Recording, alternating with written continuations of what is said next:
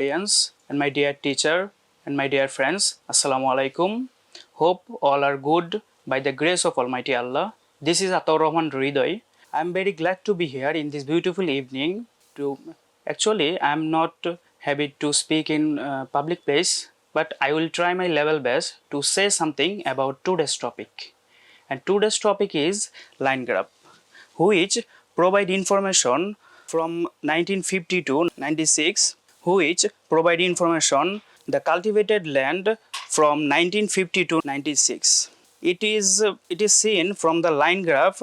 This line indicate the year and this line indicate the total amount of cultivated land. It is seen from the line graph in 1950 the amount of cultivated land was around 600 million hectare.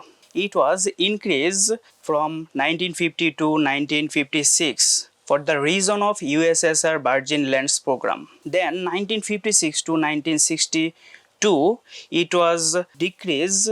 Then 1962 to 1972 it was increased but fluctuated. Then 1972 to 1976 it was increased for the reason of doubling of world grain prices. Then 1976 to 1978 it was increased again. It was then 1976 to 1978 it was decreased again. It was increased from 1978 to 1980.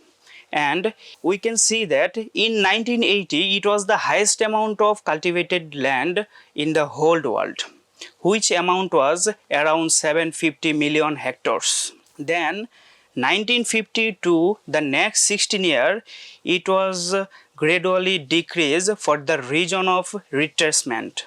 That's all for today.